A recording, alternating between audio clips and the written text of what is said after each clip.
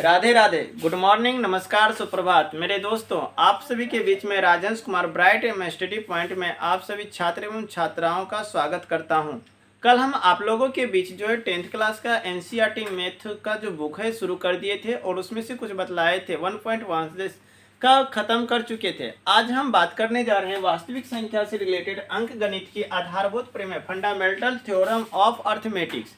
तो इसमें प्रमेय संख्या 1.1 में कहा क्या, प्रत्येक भाज्य संख्या को अभाज्य संख्याओं के एक गुणनफल के रूप में व्यक्त किया जा सकता है तथा यह गुणनखंड अभाज्य गुणनखंड के आने वाले क्रम के बिना अद्वितीय होता है। कहने का तात्पर्य है कि कोई भी भाज्य संख्याओं, प्रत्येक भाज्य संख्या यदि उसका फैक्टर में तोड़ा जाए, गुणनखंड किया जाए, तो वह हमेशा अभाज्य संख्या होता है। तो हम यहाँ पर देखते हैं थोड़ा सा, तो जैसे कि मैं दे दिया गया है कि 46 पहला नंबर ले लेते हैं और दूसरा नंबर ले लिए 120, यानी कि इसका जो है यह मेरा क्या है, भाज्य संख्या, यह भी मेरा क्या है, भाज्य संख्या। तो बोला अभाज्य संख्याओं का एक गुणनफल के रूप में व्यक्त किया जा सकता है। तो चलिए सर हम देखते हैं कि व्यक्त कैसे किया जाता है।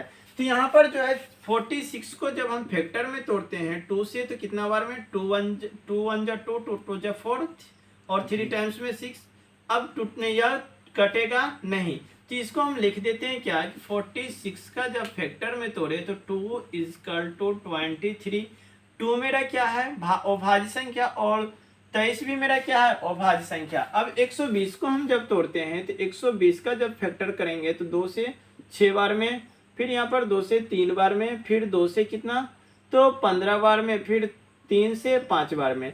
120 का जब हम फैक्टर हम लिखेंगे तो 2 = 2 = 2 = 3 = 5। तो यहाँ पर जो है देख रहे हैं क्या कि 2 2 2 3 बार लिखा हुआ है, तो इसको हम शॉर्ट करने के लिए 2 पर पावर 3 गुना, 3 पर पावर 1 गुना, 5 पर पावर 1 लिख सकते हैं। अर्थात यहाँ पर जो 2 3 5 आया, ये मेरा क्या है, अभाज्य गुणनखंड। अर्थात इसलिए इस थ्योरम में कहा गया है क्या कि प्रत्येक भाज्य संख्या का गुणनखंड अभाज्य संख्या होता है। चलिए आपको समझने में दिक्कत नहीं हुआ होगा, हम थोड़ा सा बात कर लेते हैं इसके बारे में। तो यह जो है, यह जो दिया गया था थ्योरम, सबसे पहले हम बात कर रहे थे यूक्लिड विभाजन एल्गोरिथम के द्वारा जो है कुछ दिए गए थे, जिसमें से HCF ज्ञात किए थे। यहाँ पर जो है कार्ल फ्रेडरिक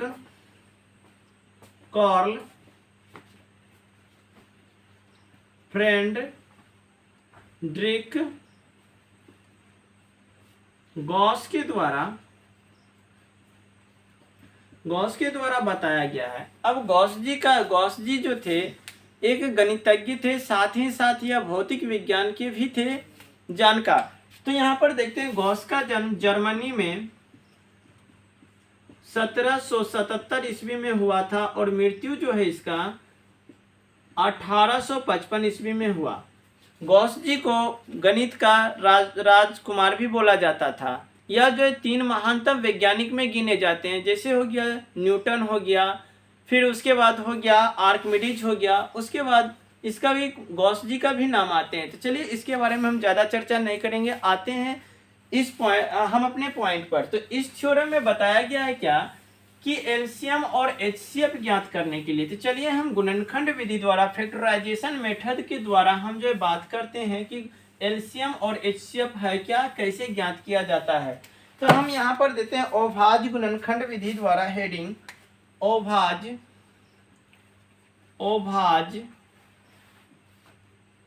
गुणनखंड विधि द्वारा एलसीएम तथा एचसीएफ, यानी कि फैक्टराइजेशन मेथड का प्रयोग कर एलसीएम और एचसीएफ ज्ञात करें। तो चलिए हम सबसे पहले बात करते हैं एलसीएम है क्या। तो एलसीएम, हेडिंग एलसीएम का पूरा नाम होता है लोएस्ट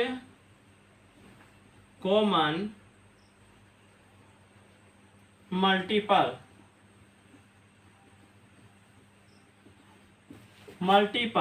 यानी कि लोएस्ट कॉमन मल्टीपल, हिंदी में इसको बोलते हैं लघुत्तम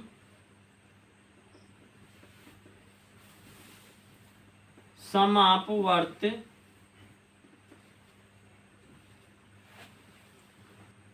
समापवर्तक। तो हम यहाँ पर एलसीएम का पूरा नाम लोएस्ट कॉमन मल्टीपल हो गया, अर्थात लघुत्तम समापवर्तक। कहने का मतलब लघुत्तम समापवर्तक है क्या कि दो या दो से अधिक संख्या जब दिया जाए तो उसका जो सबसे छोटा कॉमन फैक्टर होता है, जो सबसे छोटा कॉमन संख्या होता है, यदि वह संख्या को दी गई संख्या पूर्णतः विभाजित कर दे तो वह एलसीएम कहलाता है। जैसे कि हम कह सकते हैं दिए गए संख्या का छोटा से छोटा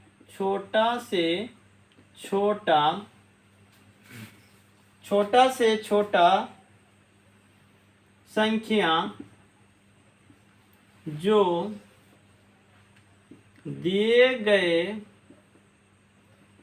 संख्या से पूर्णतः विभाजित हो। चलिए देखते हैं कि हम एग्जाम्पल में ले लेते हैं, दो संख्या हम लेते हैं, जैसे एक लिए 42 और दूसरा ले लिए 20। अब यहाँ पर देखते हैं एक 42 और दूसरा 20। तो हम जब गुणन यानी कि हम बात किए अभाज्य गुणनखंड विधि द्वारा फैक्टराइजेशन मेथड, तो हम 42 का जब गुणनखंड लिखेंगे तो यहाँ पर 2 से कटेगा तो कितना 21 को फिर हम 3 से गुणनखंड करेंगे तो 7, यानी कि 7 या 21 दूना 42। उसी प्रकार से हम 20 का गुणनखंड लिखेंगे तो 2 गुना 5। तो यहाँ पर देख रहे हैं क्या कि दिए गए संख्या यानी कि संख्या मेरा दिया गया था 42 और 20, तो छोटा से छोटा संख्या यानी कि उसका इनका छोटा से छोटा संख्या जो दिए गए संख्या से पूर्णतः विभाजित हो, अर्थात वह संख्या को 42 प्लस 42 और 20 दोनों विभाजित करता हो, तो वह संख्या क्या कहलाते हैं, एलसीएम। जैसे यहाँ पर देख रहे हैं कि यहाँ पर 2 है तो हम यहाँ पर ले लिए 1 2, फिर यहाँ पर 1 2 है तो 1 2 ले लिए, 3 भी है तो 3 भी ले लिए, 5 है तो 5 भी ले लिए और 7 है तो 7 ही ले लिए। अर्थात जितना कॉमन टर्म आया दोनों में से जितना भी अधिकतम टर्म आया सभी को हम ले लिए, और जो गुना करने के बाद आएगा वह मेरा क्या कहलाएगा, एलसीएम। जैसे कि हम देखते हैं 2 दूना 4 तिया 12 पंचे 60 6 सते 42, यानी कि 420 जो हुआ मेरा क्या हुआ, एलसीएम, जो कि 420 को 42 से भी डिवाइड किया जाएगा और 20 से भी पूर्णतः भाग दे दिया जाएगा। तो हमें समझने में हमें विश्वास है कि आप समझ गए होंगे। अब बात करते हैं हम एचसीएफ के बारे में।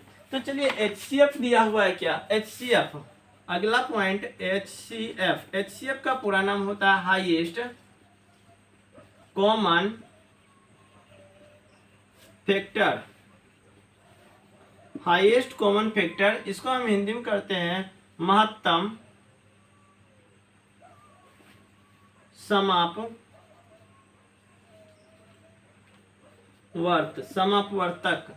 महत्तम समापवर्तक। चलिए यहाँ पर हम हिंदी में लिख दें महत्तम समापवर्तक HCF, highest common factor. Highest मतलब सबसे ऊंचा कॉमन, जो कि दिए गए संख्या को पूरा विभाजित करे, यानी कि दिए गए 2 या 2 से अधिक संख्या दिया रहे और उसका सबसे ऊंचा फैक्टर जो सबसे हाई कॉमन फैक्टर हो दिए गए संख्या को पूर्णतः विभाजित कर दे, तो वह संख्या क्या कहलाएगा, तो एचसीएफ। तो हम यहाँ पर एग्जांपल ले लेते हैं या तो इसका परिभाषा लिख देते हैं शॉर्ट में, दिए गए संख्याओं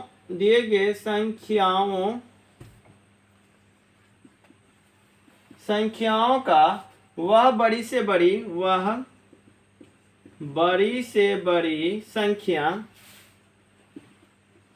संख्या जो दी गई संख्या को पूर्णतः विभाजित करे। तो यहाँ पर बोले कि दिए गए संख्या का वह बड़ी से बड़ी संख्या जो, तो यहाँ पर हमने परिभाषा जो है दिए। अब यहाँ पर हम एग्जाम्पल के तौर पर लिखते हैं, जैसे कि हम यहाँ पर लिए थे 42 और 20, तो 42 और 20 को ही हम लेते हैं, तो 42 का गुणनखंड हो जाएगा यहाँ पे 2 गुना 3 गुना 7 और यहाँ पर 20 का गुणनखंड हो जाएगा 2 गुना 2 गुना 5।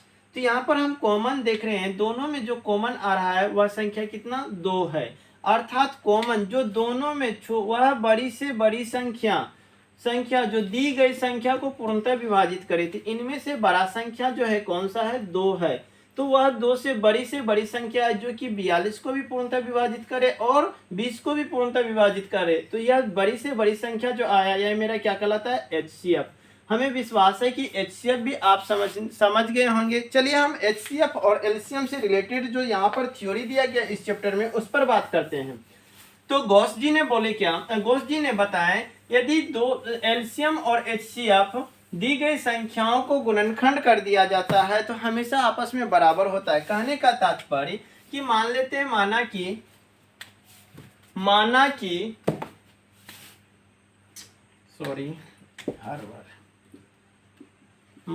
कि A तथा B दो पूर्णांक संख्या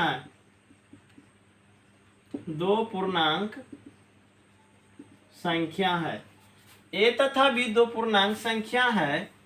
तो यहाँ पर हम निकालते हैं A और B का LCM। तो AB का LCM जो होगा, AB का निकाल लिए LCM। तो हम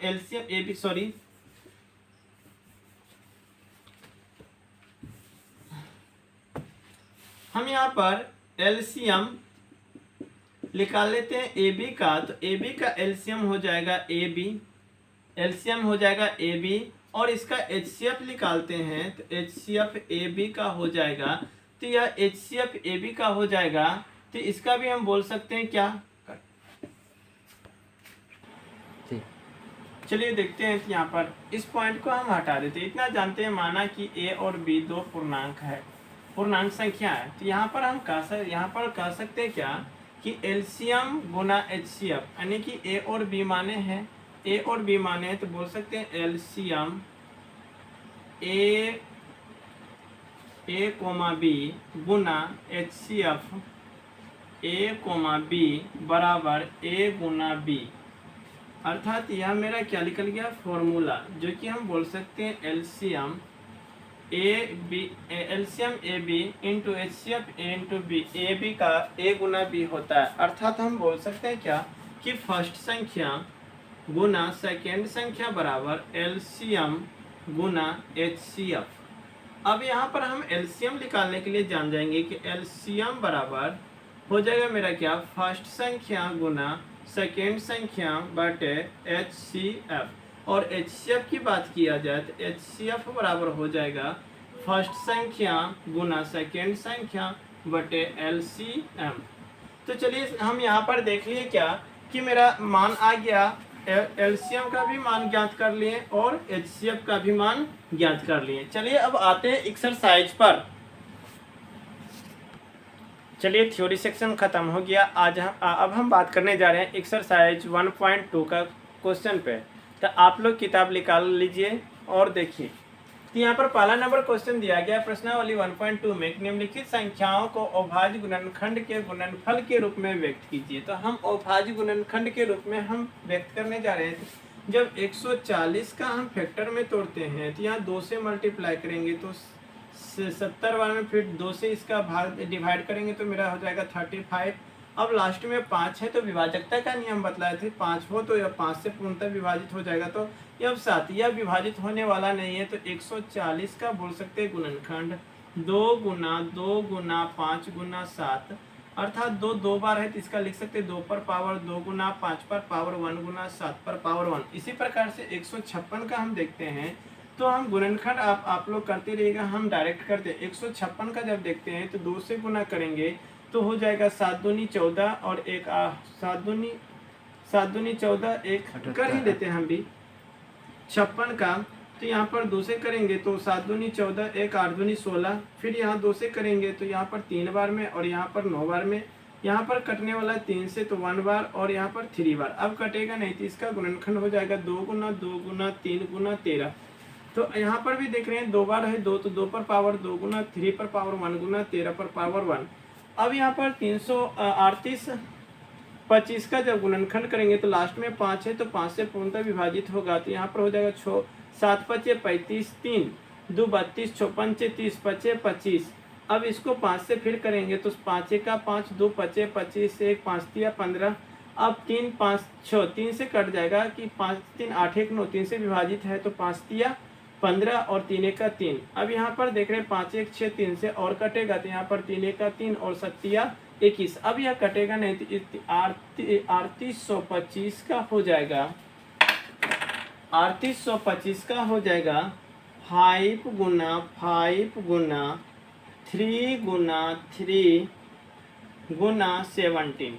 तो यहाँ पर हम सजा लेते हैं, 3 वाला को आगे लिखते हैं, 3 2 बार है तो पावर 2, 5 2 बार है तो पावर 2 और 17 1 बार है तो पावर 1। इसी प्रकार से चौथा नंबर और पांचवा नंबर आप लोग के लिए होमवर्क है, आप इसको बनाइएगा अपने से। अब देखते हैं दूसरा नंबर क्वेश्चन। चलिए दूसरा नंबर क्वेश्चन पर दिया गया है क्या, पूर्णांकों के निम्नलिखित युग्मों के एचसीएफ और एलसीएम ज्ञात कीजिए तथा इसकी जांच कीजिए कि दो संख्याओं का गुणनफल एलसीएम गुना एचसीएफ होता है।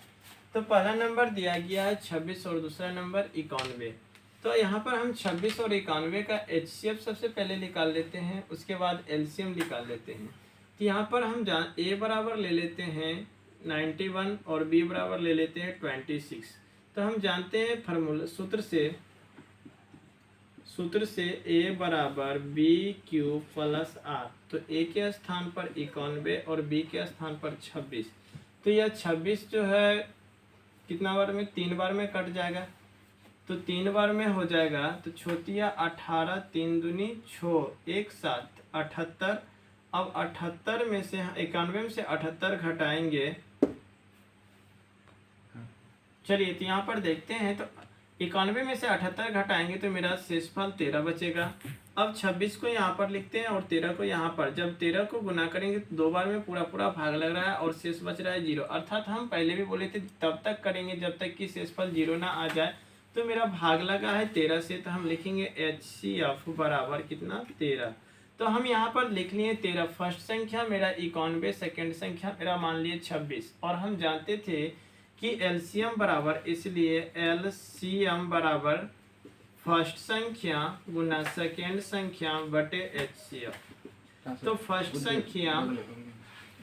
संख्या मेरा दिया हुआ है 91 और सेकेंड संख्या दिया हुआ है 26 और एचसीएफ मेरा निकला 13। तो 13 का 13 13 दूना।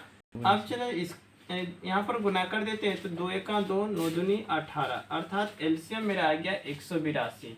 और बोला क्या, जांच कीजिए दो संख्याओं का गुणनफल एलसीएम गुना एचसीएफ होता है। तो चलिए हम यहाँ पर जांच कर लेते हैं, तो लिख देते हैं ऊपर में जांच।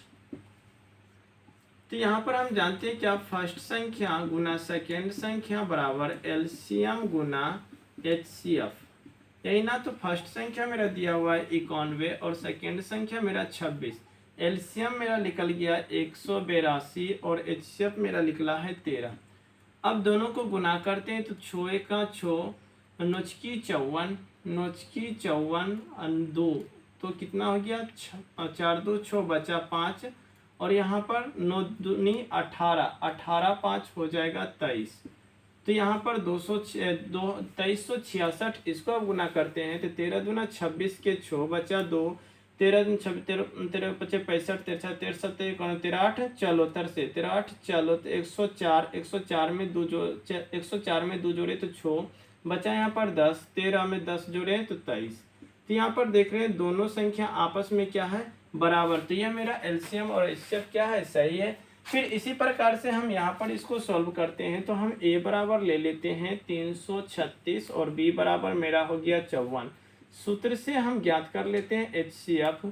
तो मेरा ए बराबर बी क्यू प्लस आर। तो ए का मान मेरा 336 बराबर 54। अब 54 को कितना बार गुना करें, तो 50 से हम गुना करते हैं तो 50 6 की 300, 50 6 की 300, तो यानी कि 6 बार में गुना हो जाएगा। 6 चौक 24 के 4, फिर 6 पंचे 30, 30 2 32, यानी कि 324। यहाँ पर 336 है तो 324 एक बार 6 चौक 24 के 4, 6 पंचे 30, 30 2 32, तो ठीक है। तो यहाँ पर घटाएंगे तो 6 में से 4 गया 2, 3 में से 2 गया 1, और 3 में से 3 खत्म। यहाँ पर आ गया मेरा 54 और यहाँ पर 12, 12 से जब गुना करेंगे तो 12 36 बच्चों के 48, यहाँ पर प्लस में 48, 54 में से 48 गया तो यहाँ पर बचेगा शेष 6, यहाँ पर 12 और यहाँ पर 6 से गुना करेंगे तो 2 बार में शेषफल मेरा आ गया क्या 0। तो HCF बोल सकते हैं, HCF बराबर आ गया 6, तो इसलिए LCM बराबर मेरा क्या हो जाएगा फर्स्ट संख्या गुना सेकेंड संख्या बटे HCF। तो यहाँ पर फर्स्ट संख्या दिया गया है 336 गुना सेकेंड संख्या दिया गया है 54 और आया है शेषफल कितना 6, 6 से हम कटाते हैं तो 9 की 54 और 9 से जब गुना करेंगे तो हो जाएगा 9 की 54 के 4, फिर यहाँ पर बचा कितना 9 की 54 के 4 बचा कितना 5, फिर नोतिया 27, 27 में 5 जोड़ेंगे तो 32 के 2 बचा 3, नोतिया 27, 27 में 3 जोड़ेंगे तो 30 हो जाएगा। यहाँ पर 3024 निकल गया मेरा LCM।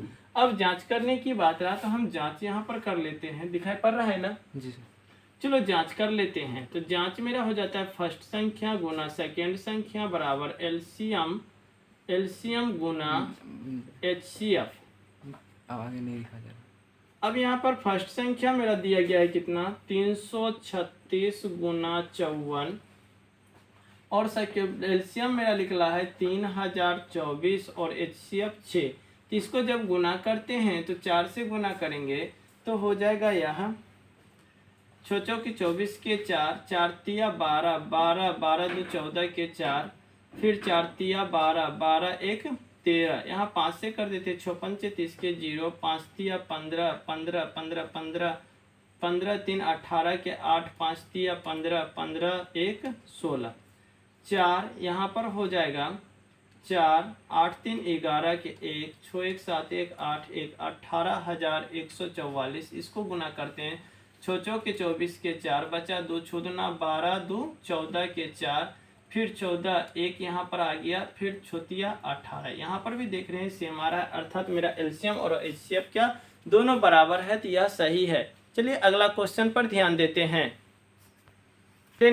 चलिए नेक्स्ट क्वेश्चन पर हम ध्यान देते हैं। तो कहा क्या कि अभाज्य गुणनखंड विधि द्वारा निम्नलिखित पूर्णांकों के HCF तथा LCM ज्ञात कीजिए। तो यहाँ पर हम देख रहे हैं कि 12 को सबसे पहले 12 को हम अभाज्य गुणनखंड में तोड़ते हैं तो 2 से 6, फिर 2 से 3, फिर 15 को हम तोड़ेंगे तो 15 का अभाज्य गुणनखंड हो जाएगा 3 5। फिर यदि हम बात करें 21 का तो 21 का हो जाएगा 3 और 7। तो सबसे पहले हम HCF निकाल लेते हैं। तो HCF हम निकालेंगे तो देखेंगे कि दोनों में कॉमन टर्म कौन सा है। तो देख रहे हैं दोनों में कॉमन टर्म जो यहाँ पर दिख रहा है 3 है, यहाँ पर भी 3 है, यहाँ पर भी 3। हमें 3 जो है तीनों में कॉमन टर्म दिखा, तो इसलिए हम HCF बोल सकते हैं, इसका HCF 3 होगा। अब हम बात करते हैं LCM की। तो LCM जो हो जाएगा LCM होगा, यहाँ पर देख रहे हैं कि हाईएस्ट 2 कितना 2, तो इसलिए 2 का स्क्वायर कर दिए। 3 हाईएस्ट कितना सभी में, तो 3 1 है तो 3 रहने दिए। फिर 5 क्या कितना है 1, तो 5 ले लिए, और 7 कितना है 7।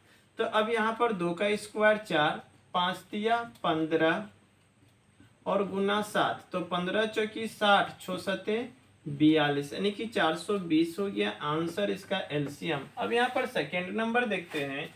तो 17 का जब हम बनाएंगे 17 का अभाज्य गुणनखंड हो जाएगा 1 गुना 17, फिर यहाँ पर 23 का अभाज्य गुणनखंड 1 गुना 23 और 29 का अभाज्य गुणनखंड 1 गुना 29। तो यहाँ पर देख रहे हैं सबसे पहले HCF ज्ञात कर लेंगे, उसके बाद LCM ज्ञात कर लेंगे। तो HCF हम देखते हैं तो यहाँ पर देख रहे हैं सबसे तीनों में कॉमन टर्म मेरा 1 आ रहा है, तो इसलिए HCF मेरा 1 हो जाएगा। और LCM की जब बात करेंगे तो यहाँ पर किसी में कॉमन टर्म जो है अन्य नहीं, तो जहाँ यहाँ पर 17 है 17 को गुना कर देंगे, 23 को गुना कर देंगे और 29 को गुना कर देंगे। गुना करने के बाद जो भी आएगा वह मेरा क्या होगा आंसर। अब चलिए हम नेक्स्ट क्वेश्चन पर ध्यान देते हैं। चलिए 4 नंबर क्वेश्चन दिया गया है कि HCF दे दिया है 306 657 का 9 और LCM 306 और 657 का ज्ञात करने बोला। तो यहाँ पर HCF 306 और 657 का 9 आया है, तो अर्थात यहाँ पर हम बोल सकते हैं फर्स्ट संख्या 306 और सेकेंड संख्या बोल सकते हैं 657। और इन दोनों संख्याओं का HCF कितना दिया गया हुआ है, HCF 9 दिया गया है। तो यहाँ पर 9 हो गया। और पूछा क्या, 306 और 657 का LCM। तो इसलिए हम LCM जानते हैं, LCM बराबर हम जानते हैं क्या, फर्स्ट संख्या गुना सेकेंड संख्या बटे HCF। तो यहाँ पर फर्स्ट संख्या मेरा दिया गया है 306 और सेकेंड संख्या 557 और HCF मेरा 9। 9 से कट रहा है तो हम कटा देंगे, 9 से कट रहा है यहाँ पर, तो 9 तिया 27, 9 तिया 27 और 9 चौके 36। तो यहाँ पर कट गया। अब कटने के बाद जो आया उसको गुना कर देंगे, तो जो भी मेरा आंसर आएगा यह मेरा क्या हो जाएगा, LCM।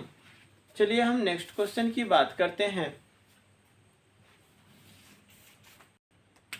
चलिए 5 नंबर क्वेश्चन दिया गया है, क्या जांच कीजिए कि क्या किसी प्राकृतिक संख्या n के लिए संख्या 6 पर पावर n अंक 0 पर समाप्त होता है। तो चलिए ध्यान से देखते हैं। तो बोला क्या, 6 पर पावर n लास्ट डिजिट जो है, लास्ट अंक 0 पर समाप्त होता है, जहां पर n बराबर दे दिया है प्राकृत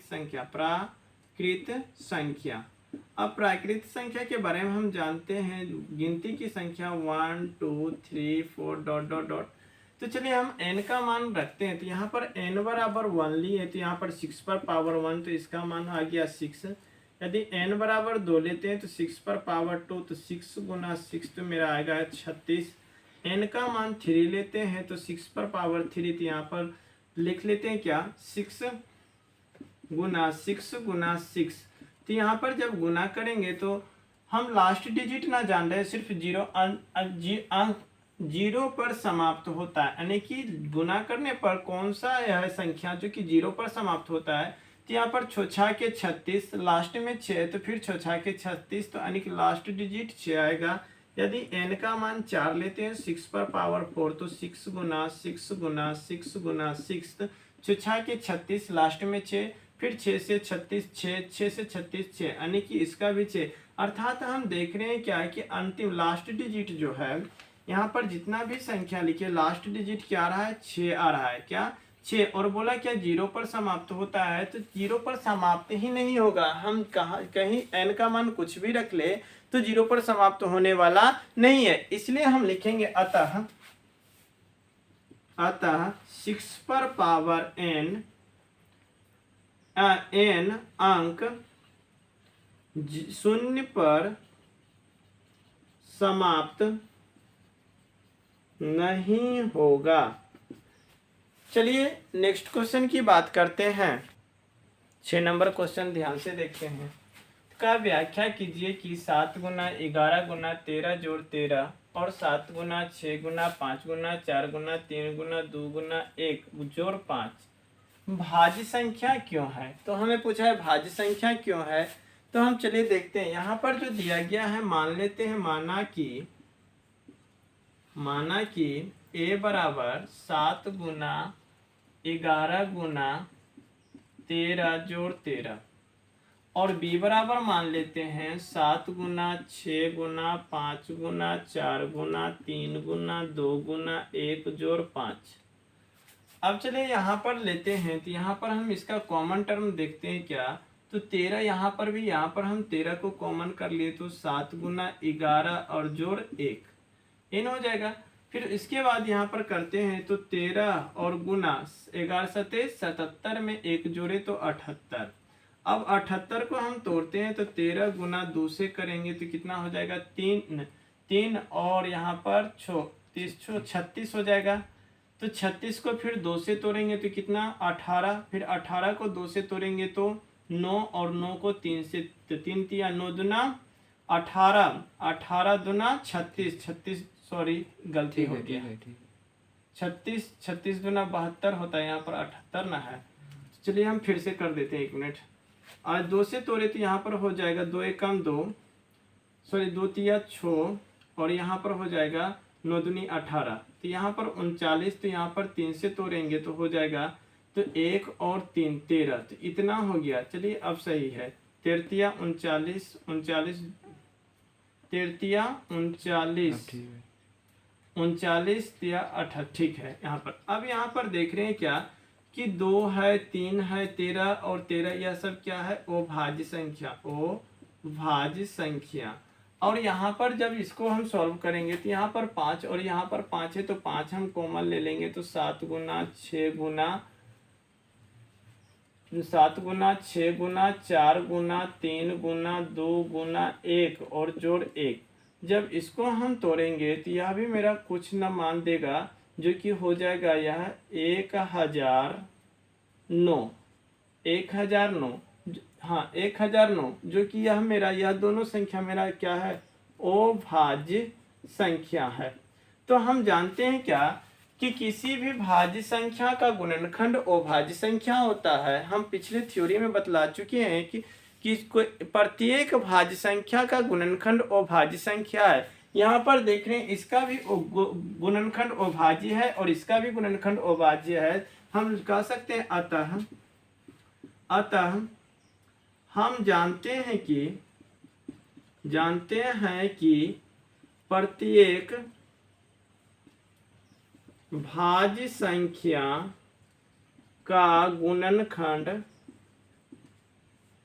अभाज्य संख्या होता है, इसीलिए यह संख्या भाज्य है। तो इस प्रश्न को समझने में दिक्कत नहीं हुआ होगा। लास्ट क्वेश्चन इस चैप्टर का देखते हैं। चलिए 7 नंबर क्वेश्चन को देखते हैं। बोला किसी खेल के मैदान के चारों ओर एक वृत्ताकार पथ है। इस मैदान का एक चक्कर लगाने में सोनिया को 18 मिनट लगते हैं, जबकि रवि को 12 मिनट लगते हैं। मान लीजिए कि दोनों एक ही स्थान और एक ही समय पर चलना प्रारंभ करके एक ही दिशा में चलते हैं, तो कितने समय बाद वे पुनः प्रारंभिक स्थान पर मिलेंगे। तो बोला क्या किसी खेल के मैदान के चारों ओर एक वृत्ताकार पथ है, तो हम एक वृत्ताकार पथ का निर्माण कर लेते हैं। एक वृत्ताकार पथ का निर्माण कर लेते हैं। यह मेरा मैदान हो गया। इस बीच में जो है एक पथ है बना हुआ, इसी पर जो चक्कर लगाया जाता है। अब बोला क्या कि 2 है, एक सोमिया और एक रवि। सोमिया 18 मिनट लेता है। यदि एक चक्कर लगाने में मैदान का एक चक्कर लगाने में सोनिया 12 मिनट लेता है और फिर 18 मिनट लेता है और रवि जो है 12 मिनट लेता है।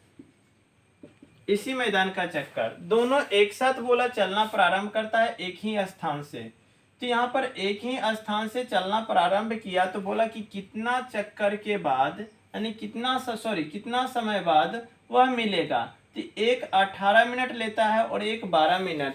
तो ऐसा कौन सा इसका कॉमन मल्टीपल होगा जो कि दोनों विभाजित कर सके। कहने का तात्पर्य कि यहाँ पर हमें बोल रहा है क्या, एलसीएम ज्ञात करने के लिए। तो यहाँ पर 18 और 12 दिया हुआ है, तो 18 और 12 का हम क्या करते हैं, एलसीएम निकाल लेते हैं। तो हम मान लेते हैं a बराबर 18 और b बराबर 12।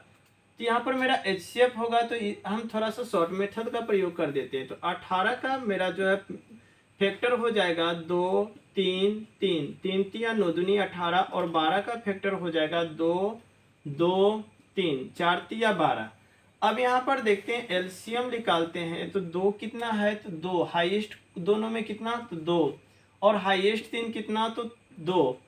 तो यहाँ पर 3 की संख्या जो है 2 की संख्या 2 और 3 की संख्या भी 3 है। तो मेरा हो गया 2 दूना 4 4 तिया 12 12 तिया 36, यानी 36 मिनट में जाके दोनों एक साथ पुनः एक स्थान पर मिलेंगे। तो ठीक है, हम इस चैप्टर को जहाँ तक हो सके समझाने का प्रयास किए। तो यह चैप्टर खत्म हो गया। मिलते हैं अगले चैप्टर में। ठीक है, नमस्कार। मिलते हैं कल नेक्स्ट वीडियो में। तब तक के लिए बाय बाय।